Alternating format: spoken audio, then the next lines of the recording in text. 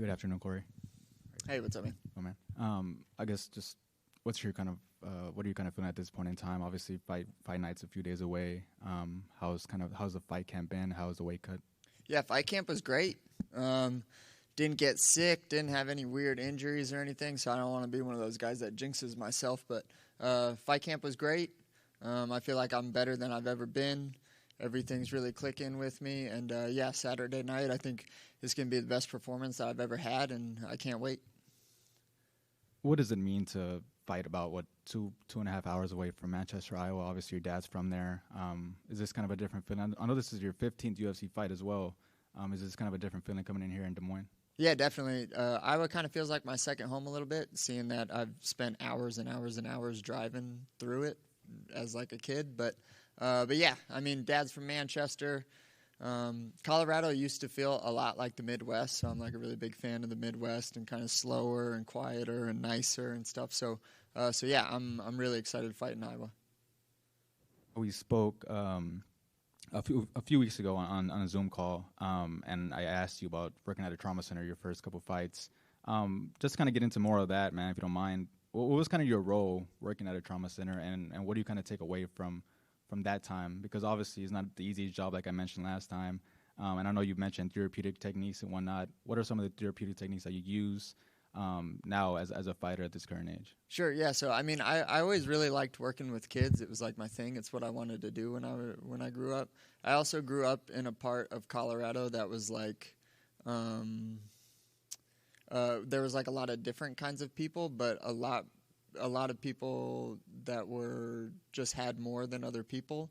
And I didn't grow up wealthy by any means, but I had more than some of my other friends, and my other friends were kind of in really bad situations, and so I kind of always had like a soft spot in my heart for people, like kids that just didn't ask for their situations. So that kind of put me on the road to wanting to do something in social work or some type of counseling, something for kids. So when I went to school for that and graduated with my psych degree, I obviously needed something to do to, pay for the bills in between, trying to make it to where I'm actually making money to where I don't have to work, chasing MMA. So yeah, I started working at a place called Mount St. Vincent's, learned a ton about just, psychology, myself, people, kids, all of that stuff. But the work was fun most of the time, and the kids, yeah, I mean, they just come from histories of trauma, so they just need more help a little bit in life, and I'm really grateful that I was just able to, give them some of that.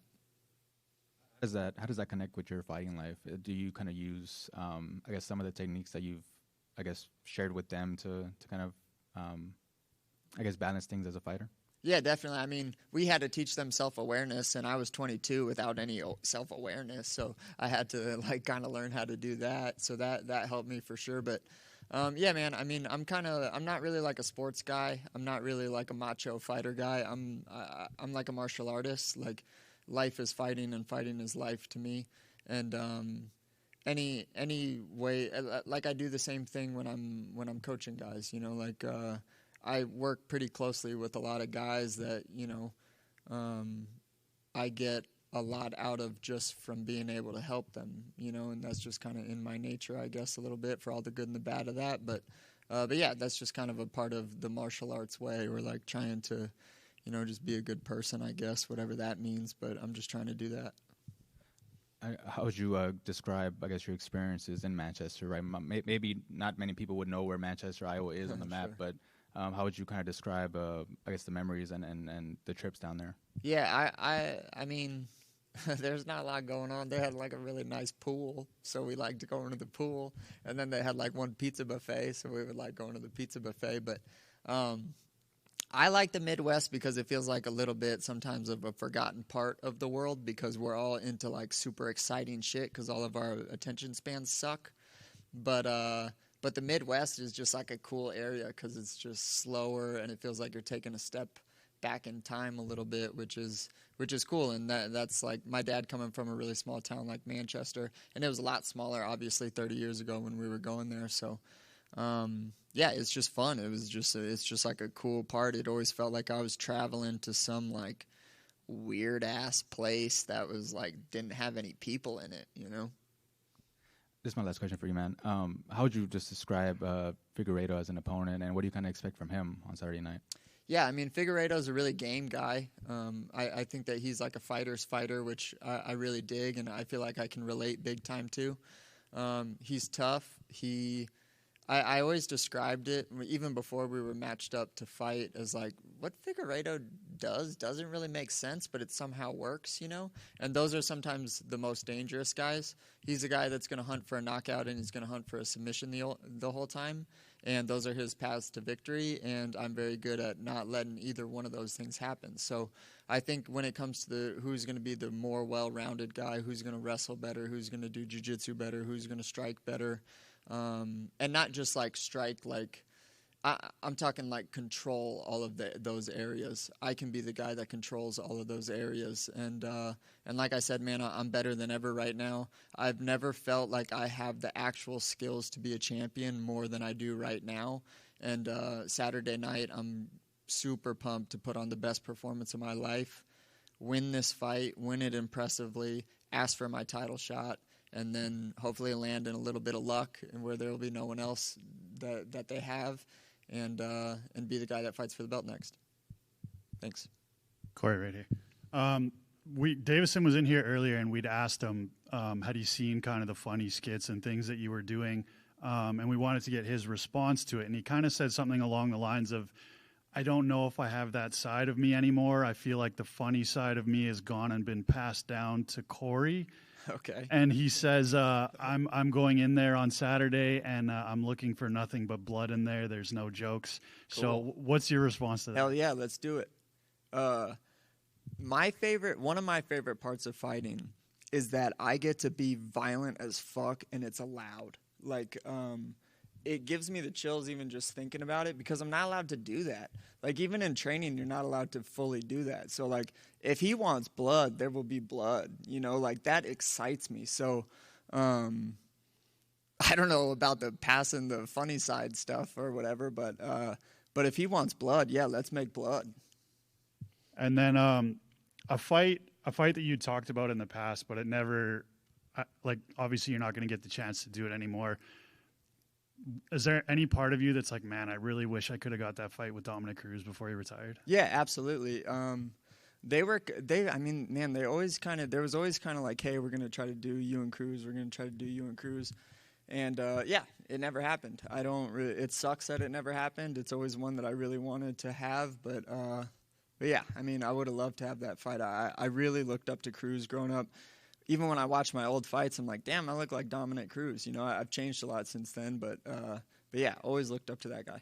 And then there's an old Instagram post you had. It was like, I think it was a quote that you'd put out there. I just wanted to get kind of your side of it. Okay. It said, it was a picture of you, and you said, kind of funny living in our head with all these things, patterns we don't like, habits we want to break, insecurities that stop us from our dreams. Then there's that dude that watches these voices, trying to change them, be better, whatever that means. The higher self, still a self though. And then you go, gotta go deep in there to know what's right. Past the monkey brain, past the hormones, past the voices, past your beliefs, into the quiet. Can you expand on that one a little bit for me? Yeah, sure. It's always really embarrassing when people read those things out loud, but yeah, I mean, that's kind of just the shit, I guess, that I think about. You know, I like writing. I like human nature. I like trying to figure out, like, what life and existence means. And you spend enough time thinking about that shit, and it'll take you in some really, like, deep directions. And yeah, I think that the world is kind of about manifesting right now. It's about acquiring more things. And maybe it always has been, but it feels a little bit more in our face now. But there's a lot of like old ancient religions and old ancient texts that talk about letting go of things and surrendering things and detaching yourself from what we think that we all are. And I'm kind of more in that direction of philosophy than I am about trying to be the world's most awesome number one everything, you know. So but there's balance in that, you know. Like I live in a very competitive world. I'm at the gym 6 days a week, like fighting people and competing against them at all times. So I kind of just need to restore balance in myself sometimes, and balance in my soul sometimes, of just me having to be like, hey dude, like you don't matter any more than the birds flying around chirping sometimes too. So yeah, it's just that dichotomy of being a person, I guess.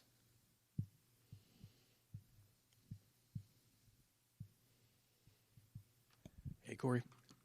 You recently started your comedy vlog series. Are you happy with the positive reception that you've got online? I think that they're positive. Honestly, I don't read any comments because they make me stop being myself when I do like interviews and videos and shit. So, but my video guy tells me that people are liking them or whatever. So that's why I wanted to do them, man, is because I'm kind of an intense guy.